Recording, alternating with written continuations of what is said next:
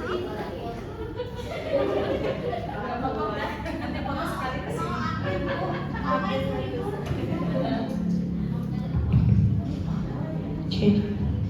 langsung aja. Baik, bismillahirrahmanirrahim. Assalamualaikum warahmatullahi wabarakatuh.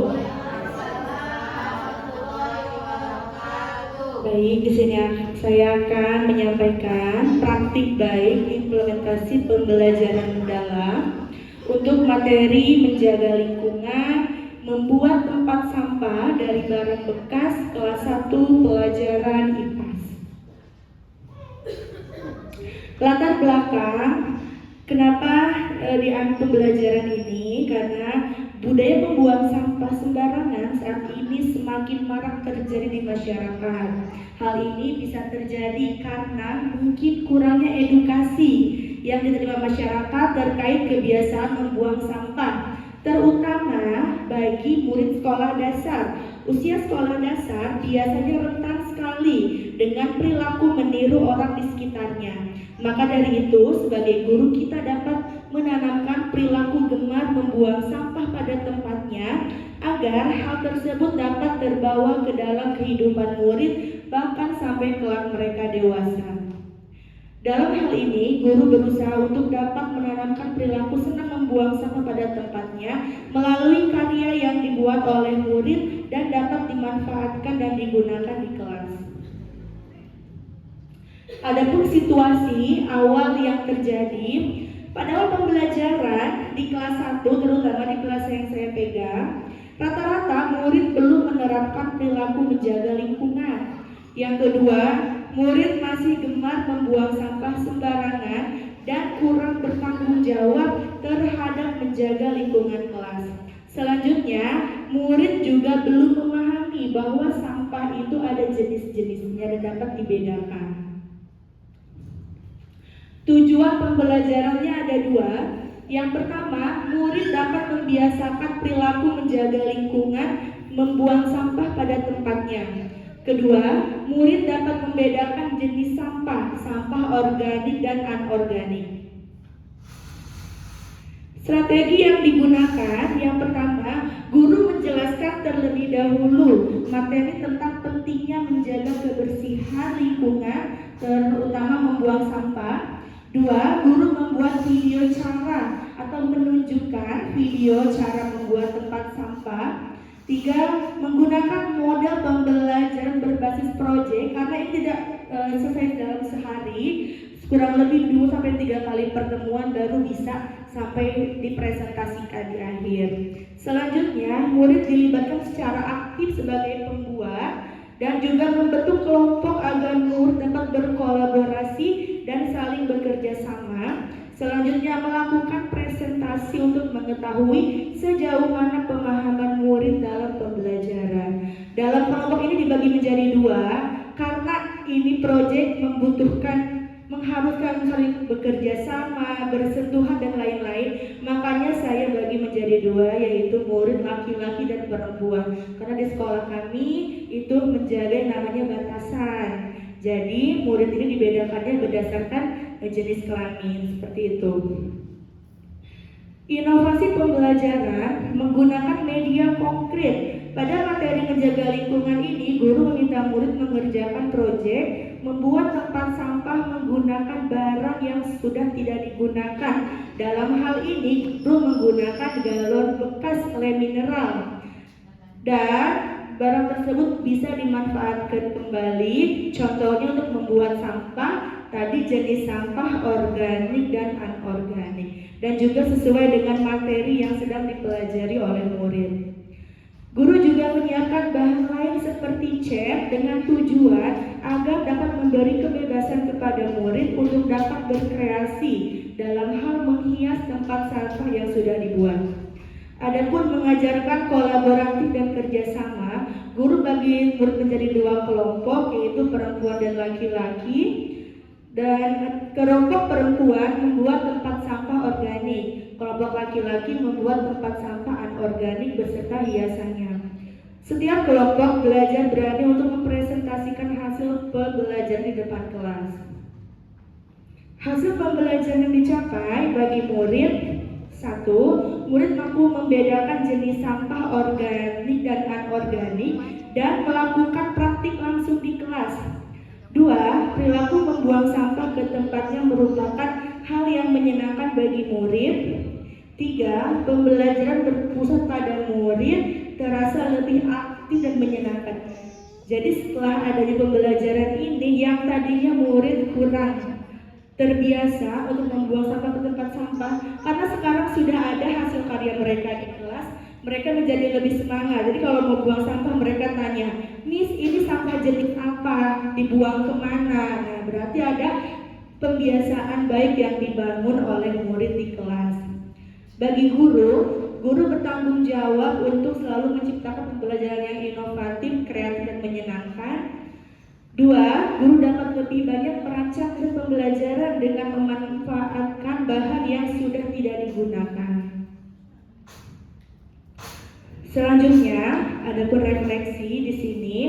Pembelajaran dengan menggunakan media langsung konkret terasa lebih menyenangkan dan sesuai dengan prinsip pembelajaran mendalam, itu lebih bermakna.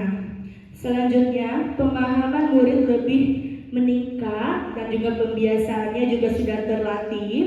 Selanjutnya, pembelajaran mendalam berbasis proyek ini dapat menumbuhkan kreativitas murid. Murid juga jadi senang membuang sampah dan membedakan jenis sampah dan tahu jenis-jenis sampah organik dan sampah anorganik. Kesimpulan, selama kita menjadi seorang guru, maka teruslah berinovasi menciptakan strategi pembelajaran menarik bagi murid agar pembelajaran terasa lebih bermakna dan menyenangkan. Berikut adalah dokumentasi dari kegiatan yang sudah dilaksanakan oleh murid saya. Jadi untuk prosesnya ini itu tidak awal, jadi yang membentuk gaunnya ini guru. Kebetulan ini proyek kelas 1, jadi proyek kita ada 3 kelompok, masing-masing guru dari kelas kita itu kita yang membentuk dengan tempat sampahnya dari partisipasi orang tua. Bagi orang tua yang punya, silakan, kita butuh 2 dan dikumpulkan. Kita yang membentuk sehingga seperti ini. Dan tugas murid apa? Tugas murid pertama merapikan, karena namanya sampah yang habis dipotong itu tajam. Jadi kita mengajak murid, yuk kita sama-sama lindungi supaya tidak melukai diri, terus bisa berkarya dengan mereka. Adalah kita bawa kayak les gitu untuk anak-anak tuh bisa dikit-dikit lah gitu, sehingga mereka merasakan memotong. Terus ini juga ada sebut pemberitahuan dulu, memberi pijakan, memberi informasi, menayangkan video juga, tapi gak merekam semua. Yang keambil hanya sebagian saja. Ini gambar untuk murid laki-laki, ini untuk murid perempuan. Selanjutnya, nah ini juga mereka ada proses menghias, yaitu menempel jenis-jenis sampah. Mereka memilah. Saya siapkan lembar LKPD, sampah apapun di situ. Nanti tugas mereka memilah.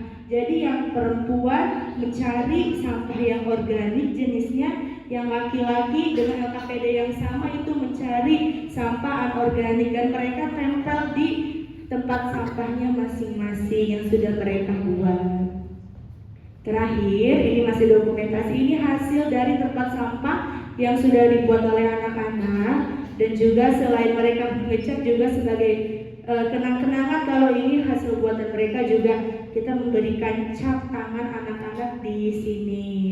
Seperti itu. Jadi tugas anak-anak selain mengecat, menggunting, menempel, membagi jenis-jenis sampahnya.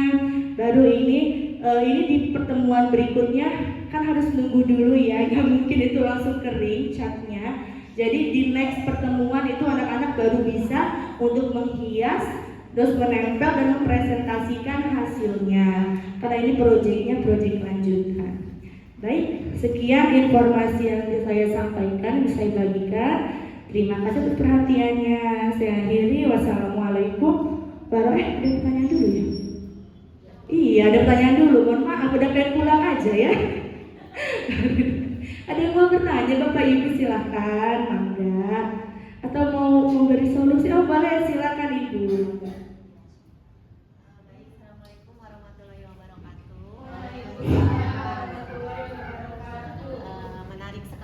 tadi yang sudah dipresentasikan?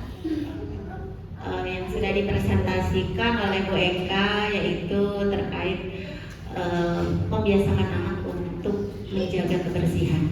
Yang saya lihat yang Ibu lakukan adalah mengolah sampah ya untuk menjadi suatu karya. Tujuannya adalah untuk mengurangi sampah di lingkungan tentunya ya.